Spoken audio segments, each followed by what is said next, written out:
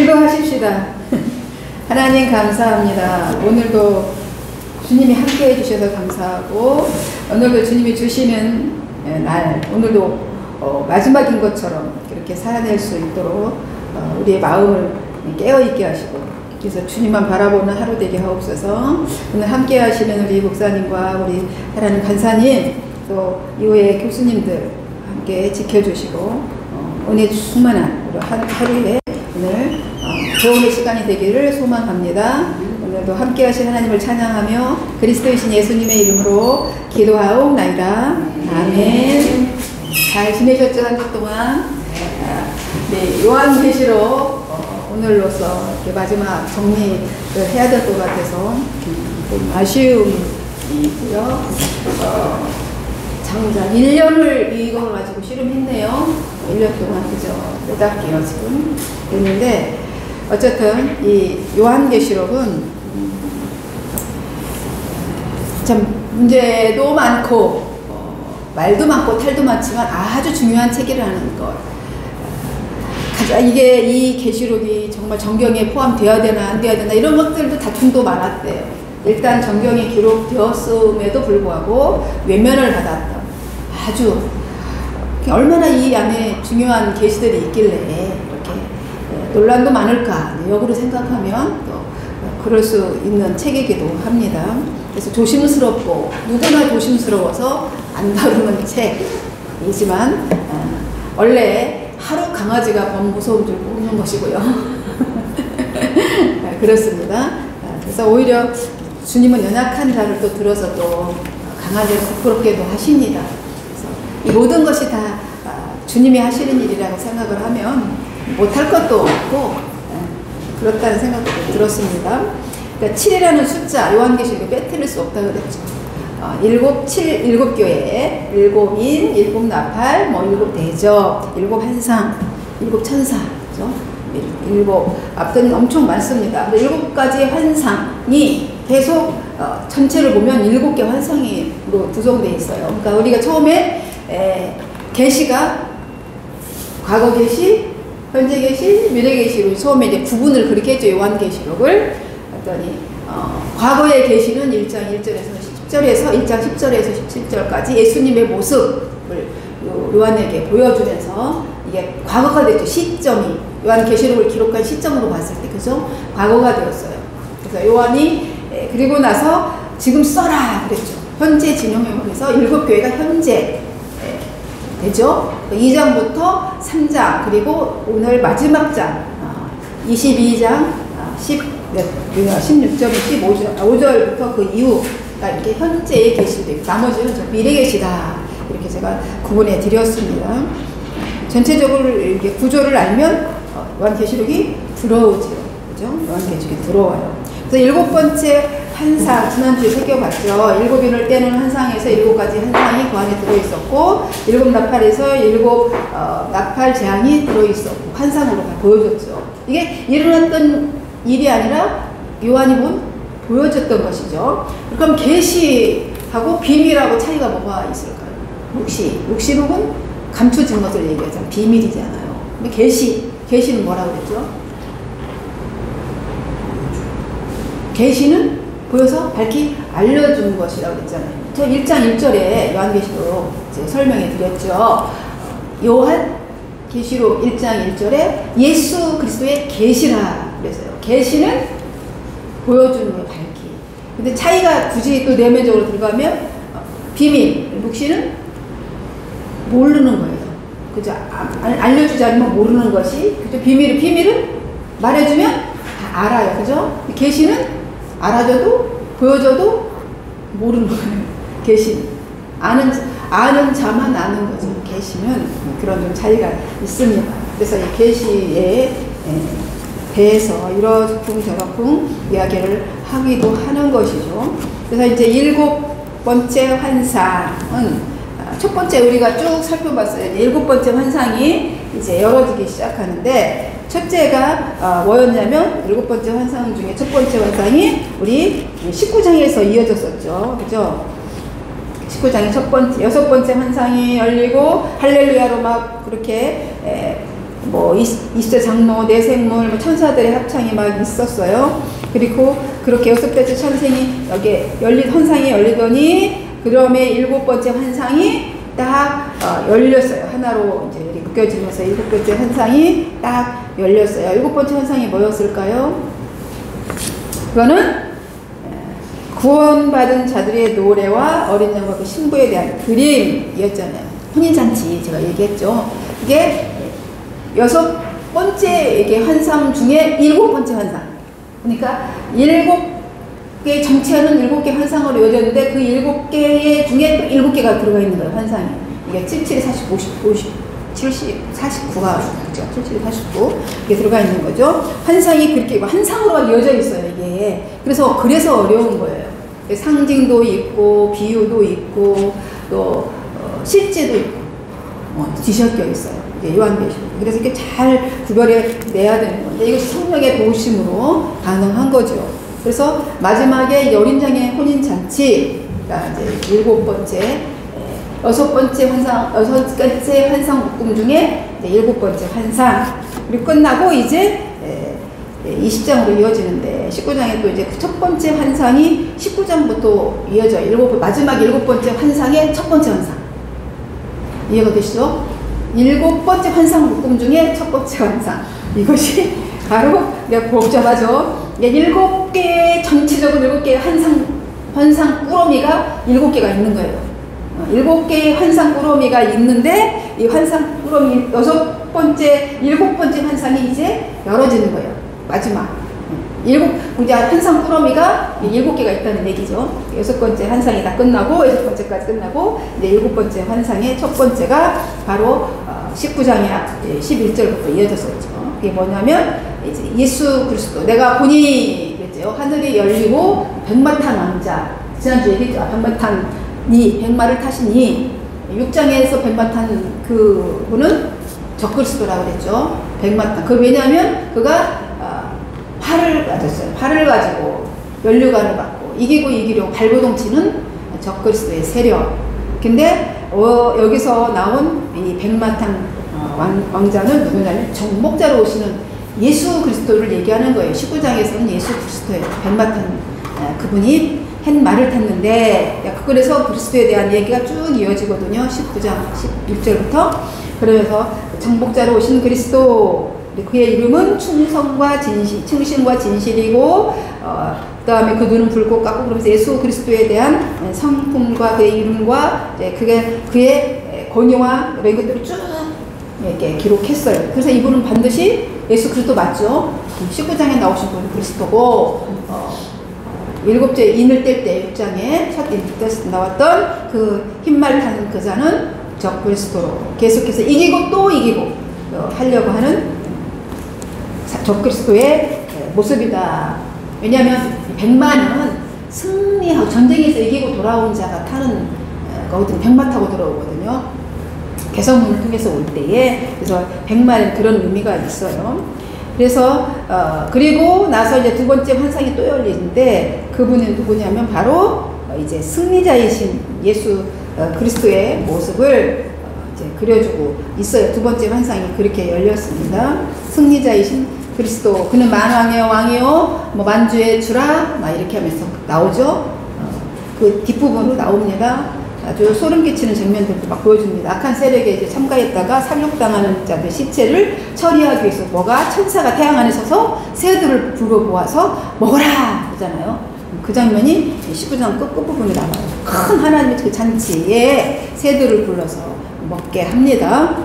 그러니까 모든 자의 새를 뜯어 먹어라 이야기한 그 끔찍한 장면을 보게 되는데 이것은 바로 승리자 그리스도인 거죠. 모든 악의 세력들은 이렇게 처참하게 끝이 나는 거고 우리는 거기에 해당하지 않는 거고 그 모습, 그 그림을 그려주는 거죠. 이제 거짓 선지자는 황제 예배를 장려하고 강행하기 때문에 이런 자들을 바로 짐승과 그 우상에 경배하는 자들을 그렇게 표현했어요.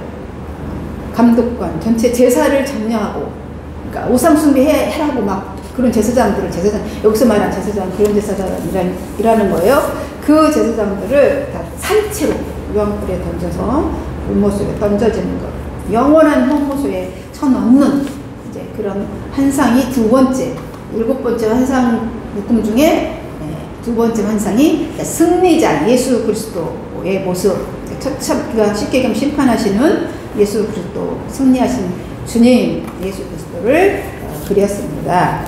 이것이 이제 두 번째 환상까지이고요. 이제 20장으로 바로 넘어갑니다. 22장까지 가야 돼서 빨리빨리. 이제 20장이 이제 천년왕국, 이게 말도 많고 탈도 많은 20장에 계시록이 굉장히 말이 많아, 20장이고요. 그래서 세 번째 환상이 이제 열려지는데, 악한 세력의 유황불 못에 던져지는 거예요. 자, 20장, 요한계시록 20장 한번 좀 앞부분 읽어보고, 몇 절만 한 3절까지라도 읽어봅시다. 시작.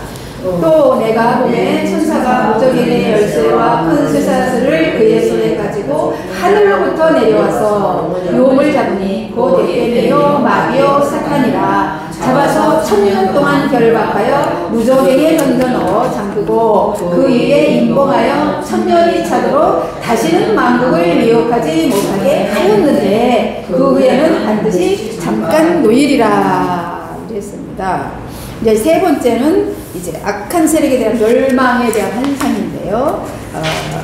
여기 보면은 천년왕국 그랬어요. 천년왕국. 이제 천년왕국에 대한 얘기가 너무 많죠. 막 천년왕국 성전 막 이렇게 짓기도 하고 이단 상단들이 그렇게 해요. 그렇게 세 번째 환상이 열리는데, 이제 우상 숭배의 모든 세력의 통치력은 영원히 끝났다. 이제 이렇게 보면 되겠죠. 근데 아직도 이 세대에 끝났습니까? 예수 그리스도가 왔는데 악의 세력이 끝났나요? 근데 이 천년 왕국이라는 표현은 성경에 있을까요? 없을까요? 성경 안에 천년 왕국은 없어요. 사람들이 그렇게 붙인 거죠. 천년 동안, 이렇게 봐보세요. 천년 왕국이라는 것은 다시 계속 읽어보면 천년이 참해, 천년 동안 결박하여, 천년 동안 다스리지 못하게 하였는데, 천년 동안, 천년이라는 말은 있지만 왕국, 천년 왕국이라는 말은 없어요. 그 사람들이 이제 해석하면서 붙인 거겠죠. 사자니까 왕노릇 하서 그런 거 아닐까요? 왕노릇 하니까 왕이 다스리는 나라라서. 왕은 그러니까 누구죠? 예수 그리스도죠. 천년 왕국. 그런데 그 천년 왕국 그 사람들이 그렇게 표현을 한 거예요. 이게 천년 예수님 다스리는 그 사람들이 표현이 성경 자체 내에는 천년 왕국이라는 자체의 표현이 없다고요. 그렇게 다이렉트로 표현하지는 않았습니다. 천년 동안 만국을 미혹하게 해서 그리고 만국을 미혹하는 일이 없도록 조치를 취했다는 얘기잖아요. 근데 예수님이 오신 지가 우리가 지금 몇 년 지났어요? 2000년도 넘었어요. 그죠? 근데 1000년 동안 없었습니까? 악의 세력이 없었나요? 묶어놨잖아요, 죄를. 그쵸. 묶어놓은 동안 1000년이라는 소리 아닐까? 1000년 동안 없었죠. 그러니까 이게 그래서 해석이 많은 거예요. 신학자마다 이래서 많은 건데. 1000년 동안. 그죠? 근데 숫자적으로 이걸 해석을 하면 큰 말이 안 맞는 거예요.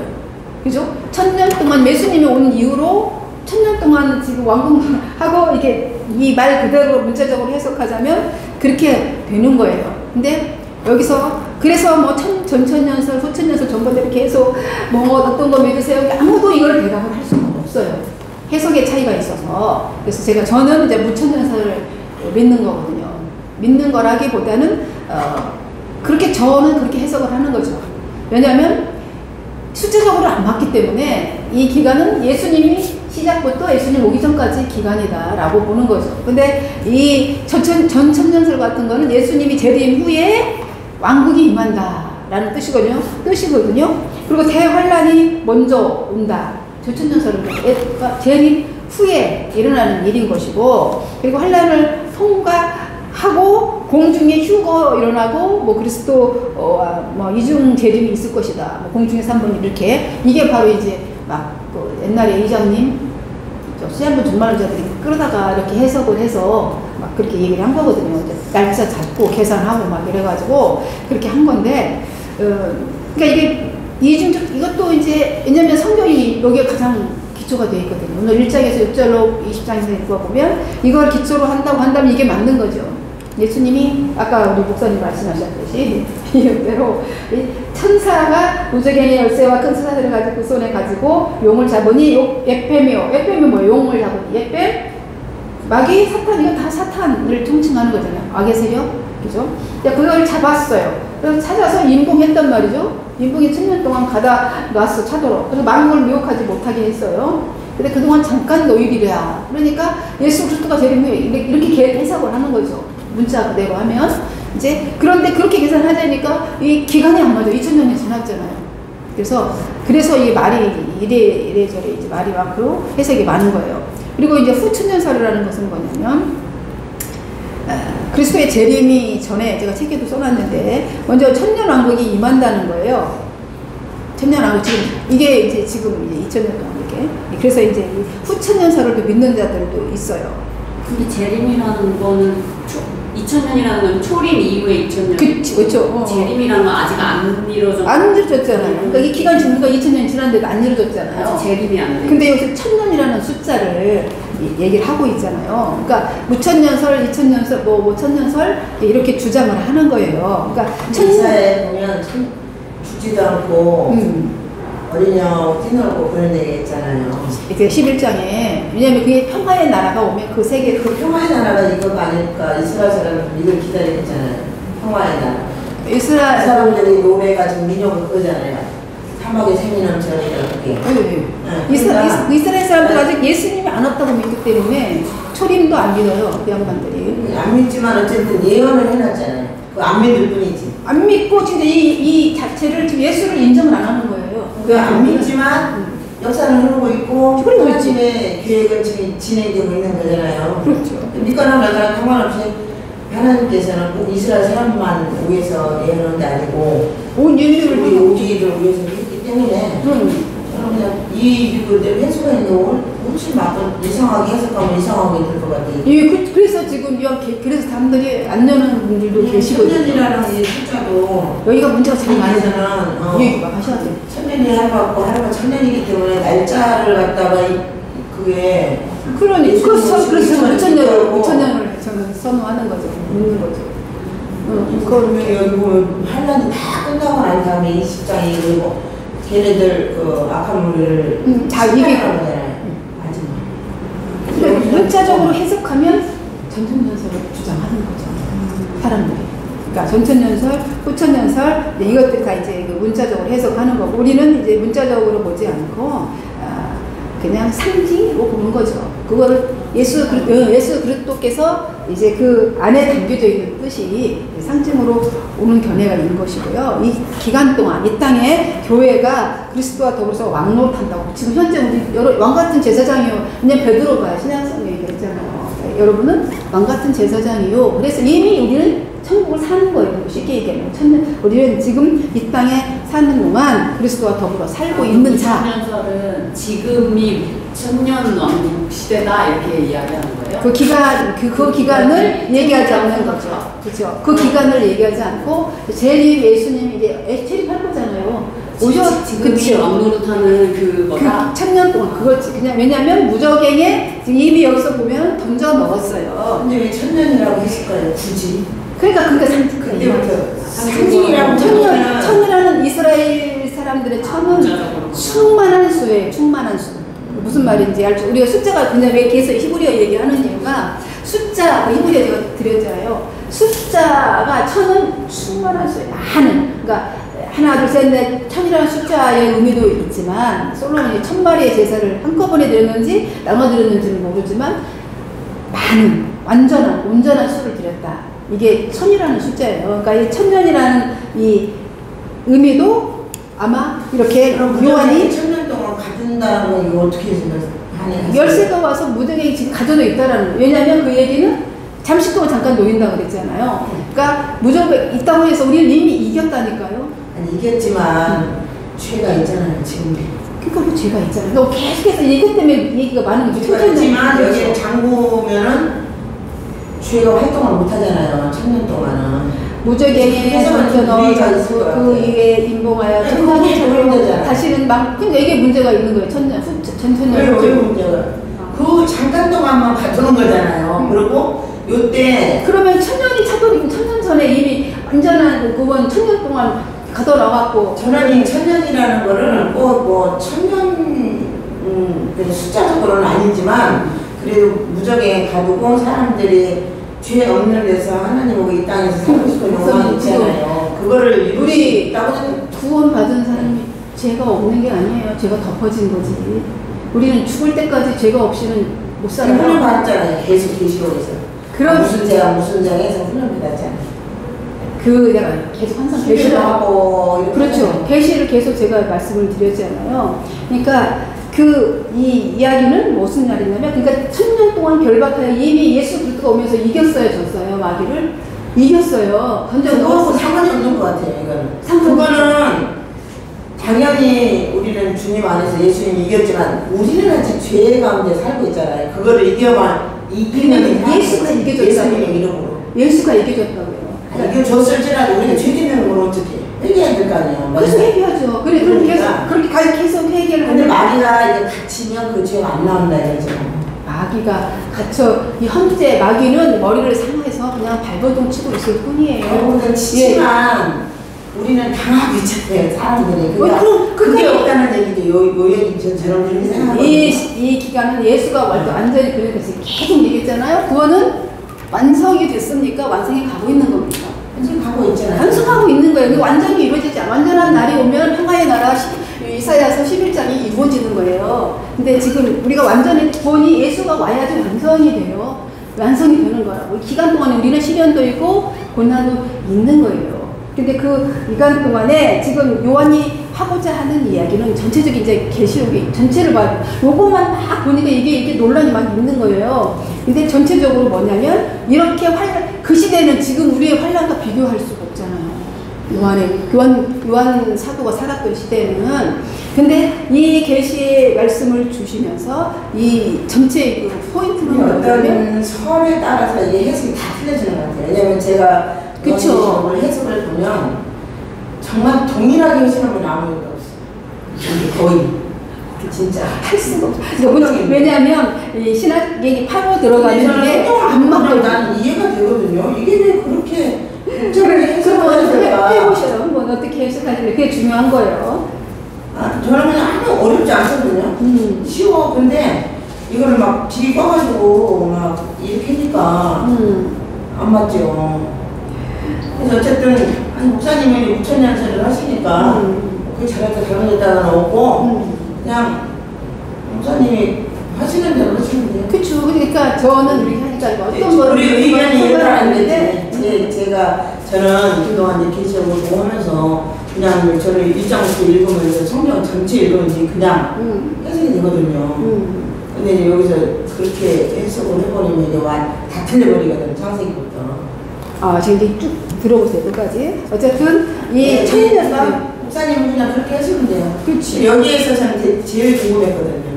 그러니까 사실 여기서 제일 문제예요. 여기가 이 해석이 왜 이렇게 되면 괜찮지 뭐. 여기가 문제 여기가 문제인데 목사님이 그냥 하는 설로 하시면 돼요. 그렇죠. 저는 저의 주장이고 이제 이걸 주장하시는 분들도 있고. 여기만 얘기했을 뿐이에요. 그래요. 그러니까 그렇게 천년설 이렇게 하시는 분들도 있어요. 그러니까 재림 후 천년왕국이 임한다는 설이 전천년설이에요. 재림 후에. 근데 지금 아직 예수님 재림 안 하셨잖아요. 그리고 이제 후천년설을 그러면 우리 목사님 후천년설을 믿는다는 얘기예요. 전천년이죠. 예수님이 죄악 세상 다 심판하고 지금 맞아. 재림 후에 많으셨잖아요. 근데 전천년설을 믿는 거죠. 그렇죠? 전천년설을 믿는 거죠. 굳이 썰을 주장한다면 전천년설. 근데 이 설이 저는 아무 중요하지 않다고 봐요. 왜냐하면 성령님이 하시는 일이 뭐예요? 네, 저는 굉장히 중요하다고 생각하거든요. 왜냐하면 지금 마지막 때에 살고 있는데 주님이 계시록의 마지막 때 주신 말씀이 있는데 이 말씀은 우리 살아있을 때 예수님 오실 수도 있고 그건 알 수 없어요. 그래서 저는 이제 그래서 그 다음에 우리가 죽어도 이 계시록에 대한 말씀에 영향이 있다고 생각하거든요. 잘 살아야지 그러니까. 그렇죠. 그래서 제가 포인트가 그거예요. 그래서 제가 왜냐면 무천선 얘기하는 이유 중에 포인트가 그거예요. 오늘이 마지막인 것처럼 그렇게 살라는 게 바로 오늘 계시록 메시지를 저는 그렇게 찾아낸 거고요. 그래서 반드시 여기서 포인트가 뭐냐면 반드시 예수님은 오신다는 거예요. 반드시 오신다는 거. 그것이 중요한 게 아니라 사탄은 치명적인 손상을 입었다는 거예요. 성경이 이렇게 말씀하시는 거는 치명적인 손상을 입고 결박된 상태라는 거예요. 마귀가 우리 유혹하고 힘들게 하지만 우리 결코 이길 수 없는 존재. 사탄은 이미 결박된 존재다. 이렇게 얘기를 하시는 거고, 우리는 결코 그래서 왕같은 제사장으로 이 땅을 살아내야 되잖아요. 어쨌든 오실 때까지 우리 완성을 안 됐으니까 흔들릴 수 없다. 그 믿음에서 흔들릴 수 없다라는 게 우리의 입장인 것이고요. 이게 오늘 천년이든 안 천년이든 그것이 중요한 게 아니고, 굳이 그럴 거면 이렇게 막 그렇게 하지는 않았을 거고, 요한이 본인이 지금 계시를 본 거잖아요. 주님이 이렇게 잠깐 노일이라, 또 내가 보좌들을 보니 이제 거기에 앉은 자들이 있어 심판하는 권세를 받았더라. 이게 지금 현재 일어나는 일이 아니고 이후에 일어나는 일이잖아요. 그죠? 근데 예수를 증언함과 이 말씀 때문에 못 배임 당한 자들이, 그 영혼자들, 숭배자들이 그 우상에게 숭배하지 않고 표를 받지 않는 자들이 살아서 거기서 뭐라고 했냐면 천년 동안 표를 왕노릇하고 있더라. 받지 아니하는 거 이걸 어떻게 해석하세요? 어디요? 여기 밑에 있잖아요. 순교자들이 있고 짐승과 그의 우상에게 경배하자. 이것도 그냥 상징적으로 그리스도의 그 7장에 보면 천사가 해를 타고 와서 받지 아니하는 자들이 살아서 나왔잖아요. 네네. 그리고 나왔잖아요. 아까 신고했잖아요. 짐승과 우상에게 경배하지 아니하고. 이게 적그리스도잖아요. 그쵸. 표를 안 그럼 표를 받아야지 앞으로 있을 거라는 얘기잖아요. 그러면은 그럼 이미 죽은 사람들은요? 이미 죽은 사람들은 어떻게 할까요? 죽은 사람은 하나님이 그 시대마다 그치. 하나님의 주권 안에 있는 거예요. 근데 여기서 이 표를 받지 않는 그 요시대 사람이 있을 거 아니에요. 그치. 이 요한이 쓴 이 시대는 지금 핍박과 압박의 요한이 그 시대에 앞으로 있을 일을 마지막 보여주신 거예요. 네네. 그래서 네네. 이 표에 대해서 분명히 여기 보면 짐승과 저 기마에 그의 이마 우상에게 경배하지 아니하고 이게 이마와 손에 표를 받지 않은 자들이 살아서 이렇게 나오잖아요. 근데 이게 그냥 상징적으로 이렇게 말을 이것도 그렇게 해서 그러시는 거예요. 이들은 이 정확하게 상징적인 게 아니고요. 네, 상징도 있지만 그 당시에 그 일이 벌어지고 있었잖아요. 황제 숭배로 인해서. 그러니까 이 책이 독자가 1차적인 독자가 누구냐면 유대인들이에요. 유대인 그리스도인들에게 정해지는 현재 이 상황을 당하고 있는 그들에게 근데 창세기 아까 저기 요한계시록 있잖아요. 앞으로 될 일이라고 했잖아요. 그렇죠. 앞으로 될 앞으로 될 일. 그렇지만 이 포인트는 유대인을 향한 말씀이지만 그들이 알아듣는 말씀으로 서서 그게 이제 우리에게 전파된 거잖아요. 그러니까 그 시대의 상황으로 그 있는 그 상황을 자체를 보고, 그러니까 실제도 있고, 실제라는 것이죠. 실제도 있고 상징도 있어요. 그래서 요한계시록이 해석이 어려운 거예요. 이거는 실제 있었던 일이잖아요. 짐승과 그 우상에게 실제적으로 길드에 가입하지 않는, 제가 계속 설명했잖아요. 계속 하지 않으면 우상 숭배를 할 수밖에 없어요. 그 사회적인 시스템 자체가, 구조 자체가 계속 얘기 드렸잖아요. 그죠? 시스템 자체가 만약에 거기에 길드를 붙지 않으면 생계조차도 어려웠다 막 계속 얘기하면서, 그래서 그들은 짐승의 표와 이 우상의 표를 받지 않으면 살 수가 없었어요. 그거를 이 상징적으로도 내고 실제적인 것도 있는 거죠. 그때도 짐승이 표를 받았다고요? 이 짐승의 표라는 게 뭐냐면 우상의 길드 같은 거예요. 사회 구조, 그 안에 들어가는 순간 뭐가 되냐면, 전번에 설명해 드렸는데, 이제 길드의 상임위 같은 게 지금 그런 거잖아요. 들어가면, 여기에 뭐가 들어가 있냐면, 여기 들어가는 게 문제가 아니라, 이 들어가는 순간 여기에 의식이 참여해야 돼요. 이들이 거기에 고기를 같이 나눠 먹어야 되고, 이들이 하는 행위 있잖아요. 우상의 애들이 같이 모여서 음란 행위를 했던 그런 제의 의식. 이제 그런 것들을 해야만 했어요. 그래서 이들이 그게 사자밤이 되어도 안 간 거예요.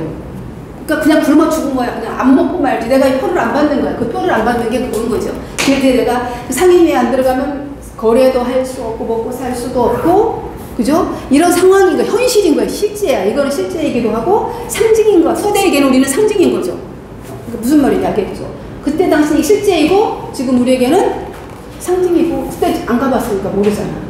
이 책을 그래서 해석하는 문제가 이 배경과 그 시대 상황을 알아야 된다는 것이죠. 그래서 그 짐승과 그 우상에게 경배하지 아니하고 그들의 이마에 표에 손에 표를 받지 않은 자들, 얼마나 이 황제 숭배, 이 그때 당시는 지금 상상할 수 없는 고통과 이런 그런 속에 있었던 자들이에요. 그들에게 지금 위로를 주시는 거예요. 너희들이 1000년 동안 왕노릇 할 것이다. 다시 너희는 첫 열매가 되신 그리스도와 함께 다시 부활하는데 이것이 1000년이 차기까지 나머지 죽은 자들이 살지 못하리라. 그럼 우리 1000년 살기까지 말 그대로 하면 다 죽었어야 되잖아요. 근데 이는 첫째 부활이라 이랬어요. 그럼 보기 이거는 첫째 부활은 육신적인 1차적인 부활을 얘기하는 거죠. 그래서 다시 이제 그리스도와 재림했을 때 또 영원한 부활, 두 번째 부활이 일어나는 거죠. 이제 이 이야기를 하는 건데 이게 이것뿐만이 아니라 또 백보자. 요것도 또 문제가 엄청 많아요. 계속 거기도 논란이 있어. 근데 그걸 감안하면서 이제 들으시고 저는 이렇게 보신다. 이렇게 말하는 것이죠. 그래서 무적행에 갇혀요. 사탄이 일단. 그래서 왕자의 성도들은 이제 앉게 되는데 순교자에게 있어서 그의 죽음의 시간은 희망적이다 라고 이걸 그 희망적인 메시지를 주는 거예요. 이걸 통해서 요한이 주고자 하는 거는 반드시 크게 이루어질 것이라는 것이죠. 우리 목사님 말씀하셨듯이 이제 고난당하고 죽은 순교자들의 이마에 포도 받지 않고 그 삶의 처절한 현장 가운데서도 그걸 거부하며 오직 예수 그리스도 그분만을 나의 주라 이렇게 고백했던 자들, 그 자들에게 뭐 어떻게 한다고요? 살아서 1000년 동안 순교자들이 지금 영원히 부활해서 함께 살아갈 것이다. 이게 1000년이다. 1000년 동안이다. 왕노릇 할 것이다. 이렇게 이야기를 하고 있어요. 그러니까 그래서 1000년 동안 그리스도와 또한 그 뒤에 보면 둘째 사망이 그들을 다스리는 권세가 없고, 그러니까 다시는 우리는 둘째 사망은 뭐죠? 영원한 사망, 불못이잖아요. 이제 그것이 그들을 다스릴 수 없다. 이렇게 이야기하고 있는 거예요. 그리고 그들이 그렇게 순교를 당하고 그렇게 거부하고 오직 주는 그리스도요라고 오직 주만이 그리스도라고 고백했던 그들은 그리스도와 더불어. 그러면 지금 우리가 가지고 와서 이 말씀을 어떻게 해석하느냐면, 그래서 예수 그리스도와 더불어 그랬잖아요. 내가 그리스도 안에인 그리스도, 사도 바울은 그렇게 말했잖아요. 그리스도 안에 그리스도와 더불어 그 안에 있는 자들이 그리스도와 더불어 1000년 동안 왕노릇 하리로다. 그래서 우리 계속 이제 신학교에서 조금씩 이렇게 계속 하잖아요. 근데 1000년 동안 지금 이 시대를 그러면 어떻게 이거를 성경을 우리가 적용해야 되냐, 이 시대 사람들에게 어떻게 설명을 해줘야 되냐 이러는 거죠. 그리스도 안에 있는 우리는 왕 같은 제사장으로 살으라는 거예요. 현실을 그렇게 살으라는 거죠. 정말 근데 우리가 그렇게 사냐고. 이렇게 못 살아요. 그러니까 그거를 어떻게 살 수 있냐면 성령이 오셔야만이 가능해요. 그래서 오순절 사도행전에 이 성경의 이야기는 전부 하나로 다 통일되어 있어요. 요한계시록까지. 그래서 성령이 오셔야지만 이것을 보여준다고 하는 게 아니고, 그게 얘기 내가 안다고 내가 깨달은다고 하는 게 아니에요. 성령이 나에게 조명을 해주셔야 돼요. 조명을 해주셔서 그것을 알게 했을 때 알아지는 것이에요. 성령이 가장 중요한 거죠. 성령이 예수님 가시고 바로 그래서 성령을 보내주신 거죠. 알다시피.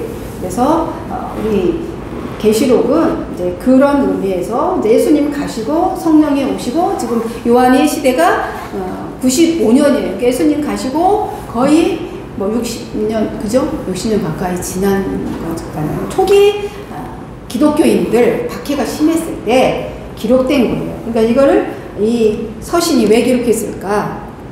단모섬에서 그것도 유배되어 있는 요한이 그건 바로 박해받고 견디지 못하고 이 신앙이 어떻게 보면 기독교가 그냥 소수 종교, 그냥 이단 종교 뭐 이런 정도로 끝나버릴 것 같은 그런 시대에 이것을 깨워서 요한이 그런 거죠. 정신 차리고 그리스도 안에 붙어 있어라. 너희들이 지금 그렇게 하고 있는 것이 잘하고 있는 것이다.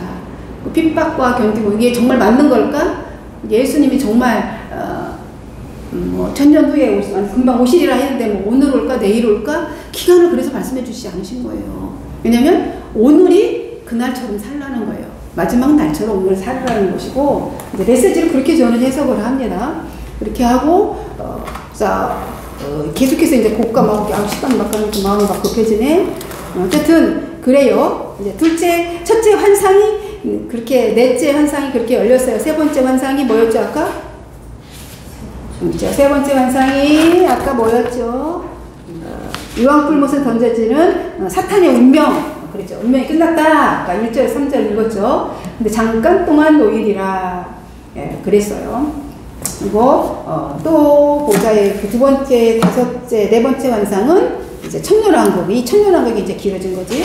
이 천년왕국에 관한 여러 가지 견해들 제가 여기서 적어 놨어요. 그러니까 읽어보시고, 이제 거기를 이제 택하시면 되고요. 그래서, 그리고 이제 다섯 번째 환상이 뭐예요?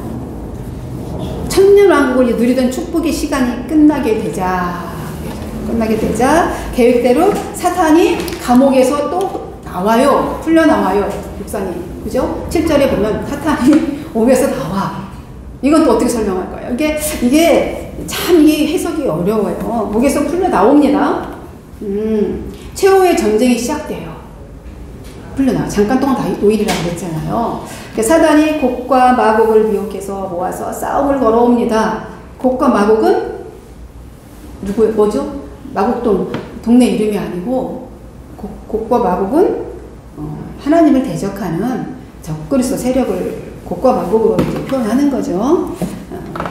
유일한 미혹은 탄 5전에 탄의 유일한 사탄의 유일한 얘기 정책이며 맞네. 성경 5장 엄청 많아요.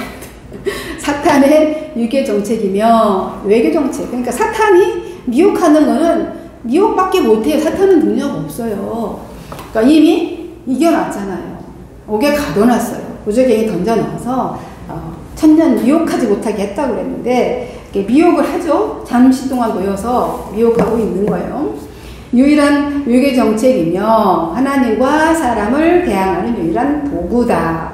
사탄은 우리를 미혹해요. 사탄이 그래서 죄를 짓게 하는 거예요. 계속 그 유혹해서 미혹해서. 그래서 너는 미혹당하지 말라 계속 말씀이 하시잖아요. 그러니까 전쟁 도발 행위의 동기를 유발시켜요. 이들이 하는 게 유혹해서. 그래서 추종 세력인 거죠. 곡과 마곡은. 그래서 보면 뒤에 보면 쌍 붙여가지고 계속 어떻게 해요? 성도들의 진고 사랑하는 성을 향해 쳐들어온다는 거예요. 곡과 마곡이. 그러나 그들은 하늘에서 내려온 불에 의해 타 죽어요. 결국은 멸망할 존재들인 거죠. 사탄의 세력은 가장 결정적 역할이 이제 하나님께서 직접 개입하신다는 거예요. 나중에 최종적으로 이것이 이제 다섯 번째 환상으로 이렇게 열어졌던 거예요. 그리고 이제 여섯 번째 환상이 열어지는데 이것이 바로 이제 심판받는 광경입니다. 백보자 앞에서 백보자는 깨끗하다, 그죠? 순결할. 왜 이 백보자가 또 나왔을까? 보좌. 왜냐하면 계속 그 보좌 앞에 앉아 있는 게 누구였어요? 그 당시 황제, 그죠?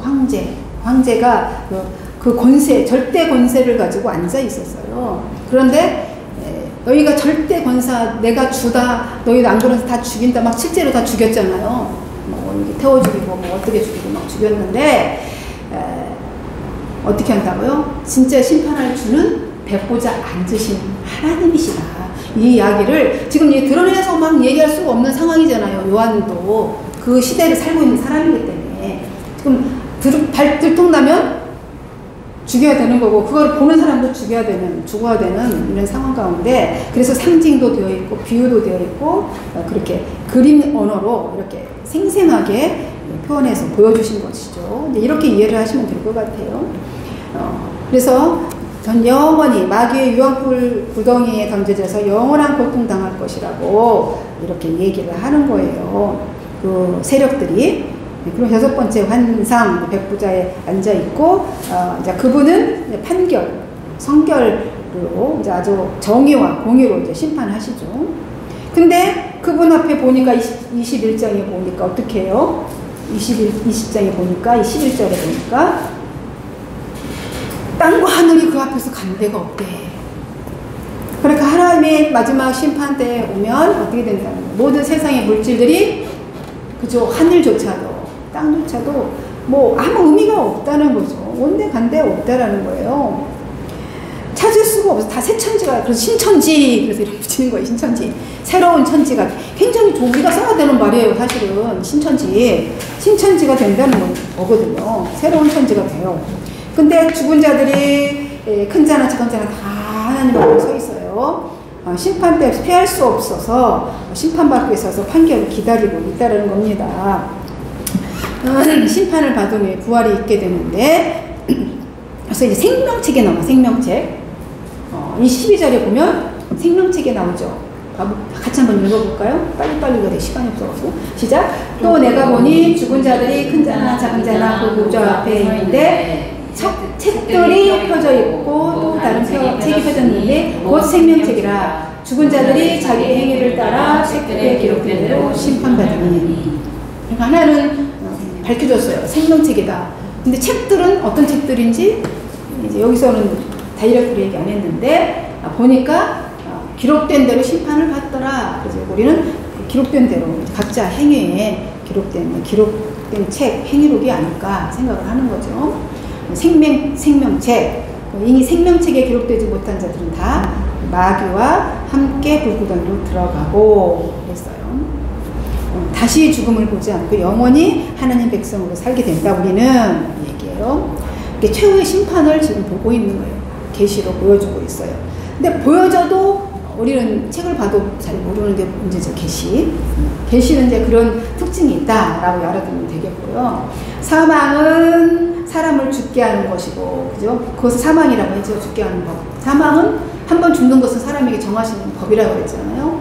그래서 죽는 것은 뭐 사망, 우리 음부라는 것이 또 있는데, 그거는 음부는 죽은 자들을 가둬두는 곳, 감금해 두는 곳이라고 보면 되겠어요. 이것이 부활의 법에 순종하여서 죽었던 자들이 이제 심판 때에는 이 죽었는데 그들이 다 행한 대로 심판을 받는데 그들이 내줘요. 음부가 왜냐하면 음부에 갇혀 있어서 그 사람도 다 꺼지고 나서 심판을 받아야 되니까 그렇게 된다라는 거죠. 어디서 죽었든지 뭐 상관없는 거죠. 우리가 지금 뭐 물속에 빠져 죽었든 어디서 죽었든지 다 부활하게 된다는 거. 하나님의 권능에 의해서 재림과 함께 최후의 심판을 받기 위해서 흰 보좌에 앉으신 이의 공의로 온 그 심판에 또 악인들은 둘째 사망으로 멸망하게 된다라는 것이고요. 이것이 이제 20장이고요. 그리고 21장으로 바로 넘어갑니다. 빨리 22장까지 갈 수 있을까요? 궁금한 것도 말씀하시면 되겠습니다. 색상, 여기 이제 보니까 21장에 어떤 분이 이제 저 아는 집사님이 꿈을 꾸셨는데, 21장을 꾸셨더라고요. 저한테 얘기를 제가 이런 꿈을 꿨는데 뭔지를 모르겠다는, 요한계시록 안 읽어봐서 모르시더라고요. 요한계시록에 대해서 진짜 읽긴 했는데 이게 이런 내용이 기억되는지를 잘 몰라요. 그러니까 이거를 보여주셨군요. 내가 이제 그렇게 얘기했는데, 이 뭐냐 막 그 천국의 그 모습들이 그냥 표현하는 게 여기 기록되어 있는 대로예요. 보니까 참 신기하다. 또 하나님께서 그분을 이제 그렇게 보여주신 거죠. 마지막 7번째 환상이에요. 이게 새 하늘 새 땅 지나가고 이제 하나님께서 새로운 창조, 하나님에 대한 영원한 시대에 대한 그 그림을 이제 여기서 보여주는 거죠. 여기서 보여주고 있어요. 그래서 다 사라져서 아무것도 존재하지 않아요. 바다도 땅도. 바다는 뭐 하는 곳이라고 그랬죠? 악이 존재하는 곳이 바다라. 그들 개념 속에. 그러니까 이스라엘, 우리는 그거를 무시할 수가 없어요. 그들의 삶과 그들의 그 시대의 배경을 무시할 수가 없는 거예요. 왜냐면 말씀이 그 시대에 그 종족에 의해서, 그 민족에 의해서, 그 시대의 사람에 의해서 쓰였기 때문에 성령의 감동하심을 받아서, 그래서 그 시대에 그 사람을 우리가 알아야 되는 것이죠.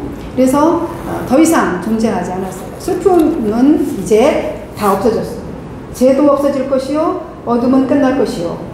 일시적 시간에 안에 속해, 지금 요한계시록이 막 우리가 순서적으로 막 이거 다음에 이렇게 기록되지 않았잖아요. 우리가 쭉 지금까지 살펴본 대로. 그러니까 이것대로 막 이거 그렇게 사람들이 이렇게 하면 또 그걸 도식화시킨단 말이에요. 자기 생각, 자기 의식. 그래서 그렇게 안 하셨어. 이 사건이 대접이 먼저 일어날 수도 있고, 그죠? 일곱 해를 뗀 어떤 사건이 일어나는지 순서를 배열은 이렇게 해놨지만 어떤 게 먼저다라고 이렇게는 성경이 말하고 있지는 않습니다. 근데 그거를 염두에 두시고 보시면 좋을 것 같아요. 새 땅이 이제 도래하는 장면이고 바다는 사람을 해치는 원수요. 혼돈과 멸망, 그죠? 물이 혼돈과 멸망의 물 바다 이렇게 생각해요. 그래서 바다를 늘 무서워하고 적대시했던 거예요. 그런데 한 거룩한 성 예루살렘이 다 물질이 다 사라졌어. 물질 세계가 다 없어지고 하나님 안에 이제 그 보좌 앞에 새 예루살렘이 열렸는데 이제 다 새로운 창조의 세계가 열렸는데 다 없어. 근데 보니까 하늘에서 뭐가 내려와요. 뭔가 이게 새 거룩한 성새 예루살렘이 내려와요. 그럼 그 예루살렘은 뭐 성전이 거기서 지어져가고 뭉텅으로 건물이 내려온다는 의미일까요? 아니죠. 그렇게 이해하기는 좀 무리가 있죠. 그죠? 예루살렘이 하늘에서 그러면 성이 그냥 이렇게 내려오냐고.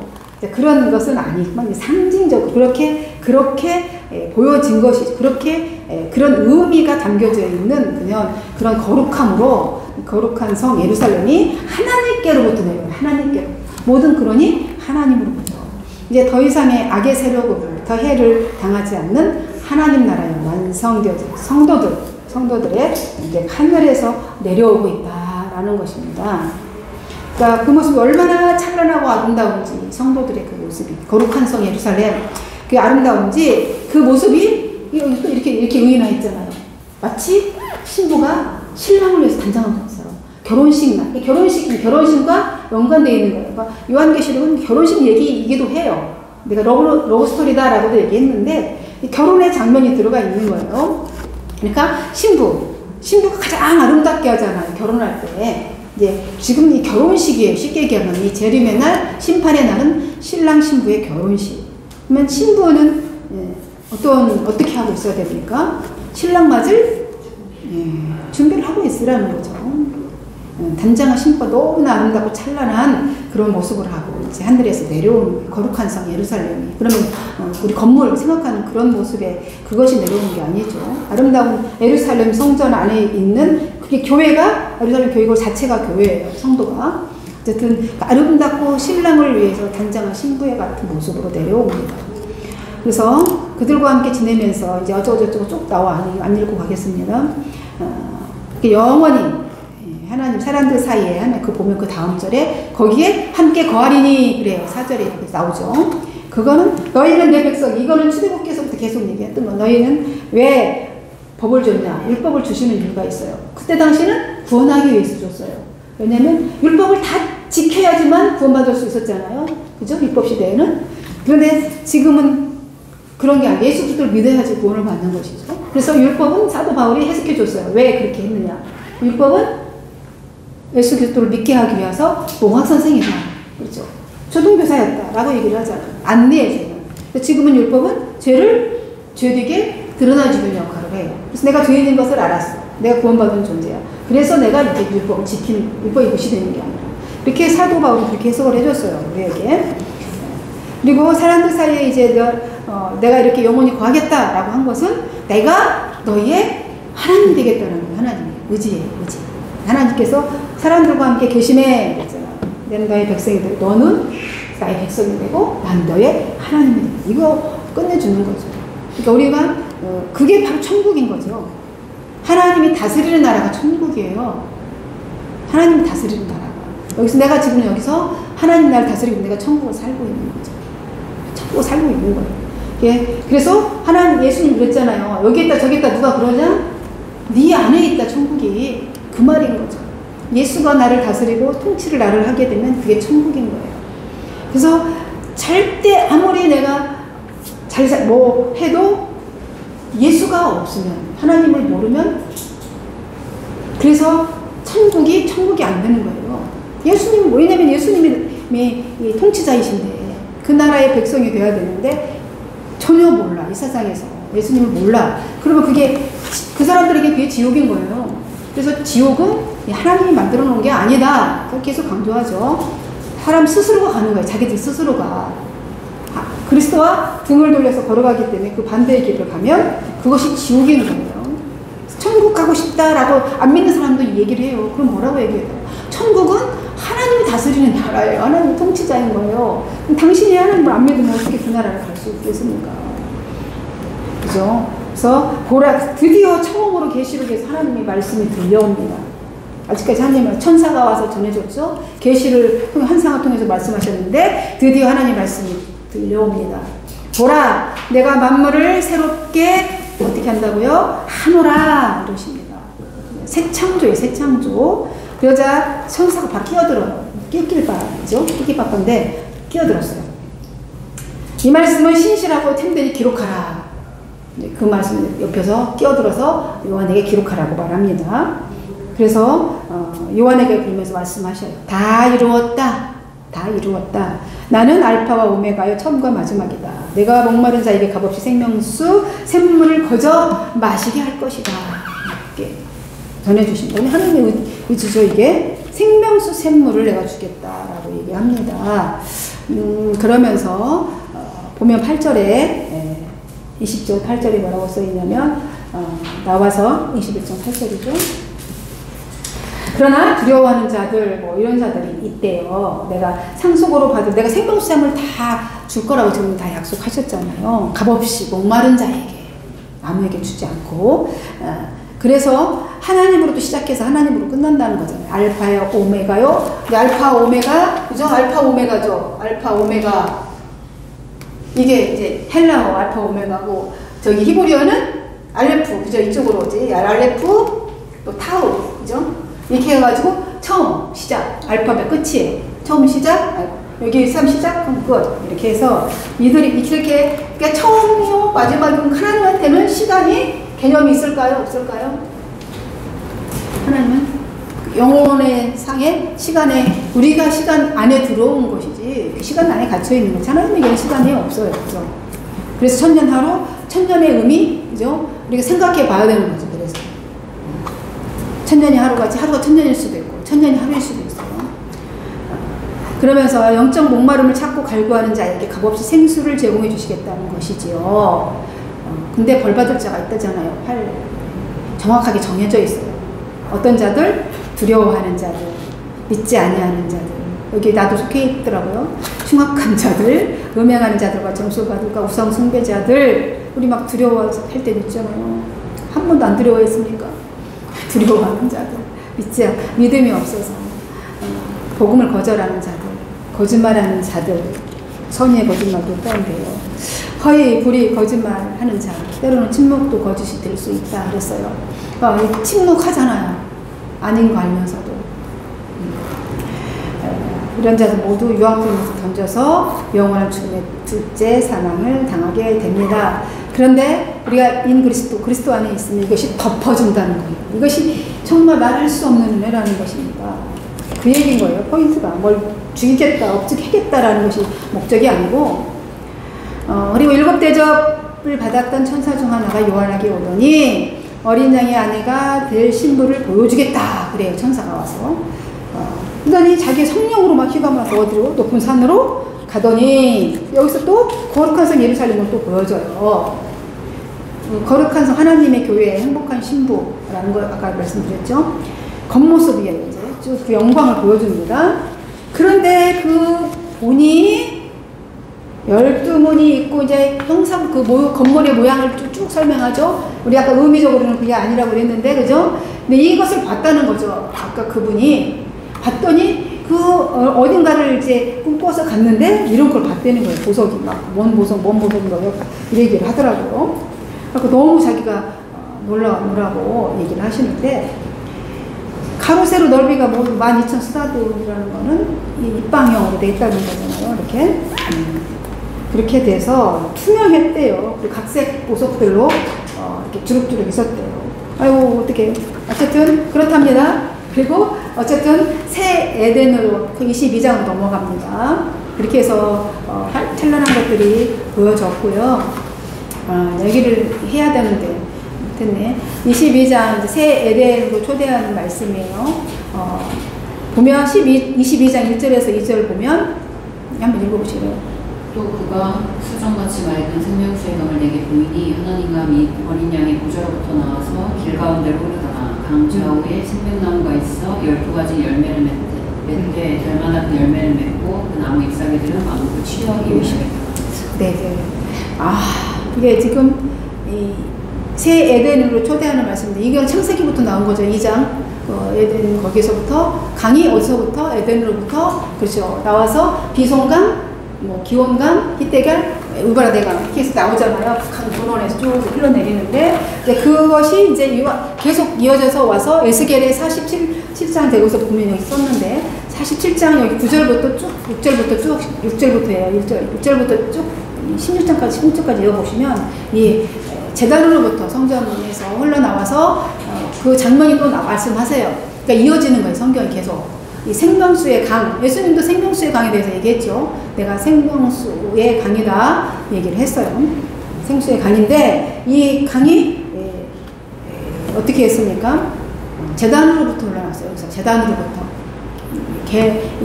에스겔이 봤던 것은 제단으로부터 흘러나와서 강이 쭉 흘러 바다까지 가더래. 근데 바다가 살아나. 진펄들이 다 이렇게 했는데 거기에 물고기들이 막 살아나는 거예요. 그런 환상을 봤잖아요. 에스겔이. 그랬는데 지금 오늘 요한계시록에서는 지금 어디서부터 오냐면 하나님의 어린 양의 보좌로부터 이게 보좌로부터 흘러나오는데 거기에 양쪽에 생명나무가 있대요. 이게 많은 내용이 생명나무인데 그 생명나무가 있어서 우리 사람이 왜 죽습니까? 생명나무의 열매를 먹지 못해서 죽는 거죠. 에덴 가운데에 생명나무도 있었고 선악을 알게 하는 나무도 있었어요. 근데 생명나무를 못 먹게 불칼로 지켜서 우리 사람 죽음이 온 거예요. 바로 죽지 않았잖아요. 무려 1000년 가까운 시간을 살았어요. 아담 930년 동안. 어쨌든 이 죽음이라는 것이 이제 예약이 되었는데 이 생명수의 강 좌우에 나무들이 열렸는데 여기 계절이 없는 거예요. 달마다 이렇게 계절을 안 탄다는 얘기잖아요. 그 나무가 달마다 매일 나무가 열매가 맺혀서 그 열매를 먹게 하신다는 거예요. 그래서 그 나무의 열매를 먹어서 생명이 영원히 유지되어지는.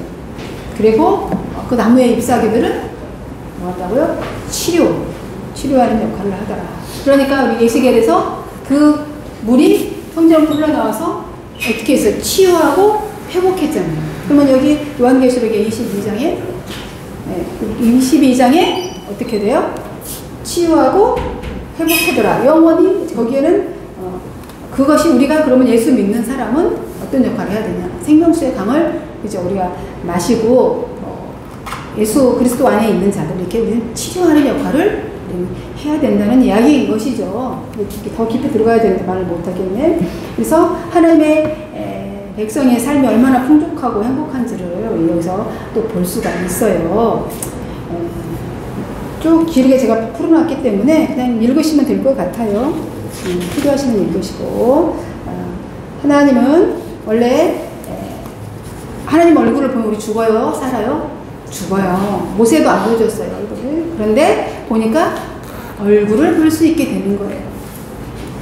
이제 우리는 하나님의 얼굴을 볼 수가 없었지만 하나님의 얼굴을 보고 됩니다. 근데 출애굽기 때 보면 33장에는 얼굴을 보면 안 된다고 써 있어요. 그죠? 보지 못하리라 했는데 하나님의 얼굴을 바라보게 되고요. 그 다음에 시간의 제한도 없어지고 영원이라는 그 안에 그 세계 안에 이제 머무르게 되는 것입니다. 항상 새 에덴의 모습. 우리 빛이 들어오면 그때는 뭐 해도 달도 뭐 다 필요가 없대요. 왜냐하면 우리 같은 분이 햇빛이 있으면 이런 불이 밖에 나가면 아무 소용 없어요. 있으나 마나 똑같은 것이죠. 그러면서 여기까지 마칠까요? 많이 해봤죠. 뭐 궁금한 거 또 물으시고 아까 수천년 살렸는데 택하시고 그거는 뭐냐면 의견이 많아요. 그래서 저도 이것 때문에 몇 번 찾아보고 또 이게 답이 안 나와. 네, 20장 12절 13절 어떻게 생각하세요? 이건 여기는 왜냐면 죽은 자들이잖아요. 여기에 이제 죽은 자들이 문장도 갔는데 생명책이 있었고 죽은 자들이 죽은 사람이잖아요. 네네네. 이 사람 큰 자나 작은 자나. 자기 행위를 따라 책들에 기록된 대로 심판을 받고 13절에도 각 사람이 자기 행위대로 심판을 받고 이렇게 나와 있는데 이건 어떻게 목사님 해석해요? 어떻게 해석하셨어요? 어떻게 해석해야 돼? 뭐 각 제가 써놨죠. 각 죽은 자들. 죽었는데 심판을 받잖아요. 그렇죠. 왜냐하면 지금 현재 무조건 갇혀져 있잖아요. 음부에 갇혀져 있는 상태에 지금 예수 완성이 안 돼 있어서 현재 지금 그럼 미리 죽은 자들은 어디가 있을까? 낙원에 있거든요. 너와 내가 낙원에 있으리라. 아직 심판이 안 돼 있어서 지금 미리 죽은 자들은 낙원에 있다고 그러셨어요. 그리고 이제 음부에 있고 이들이 음부에서도 그 사람들이 그 전체 다 죽을 때까지 나오면 다 있어요. 그래, 우리는 그 개념은 이렇게 주님한테 물어봐야 돼요. 우리가 다 답을 할 수가 없는 부분이 많은데, 어쨌든 성경이 기록되면 우리 예수님 십자가에서 오늘 내가 너와 낙원에 있으리라 그랬거든요.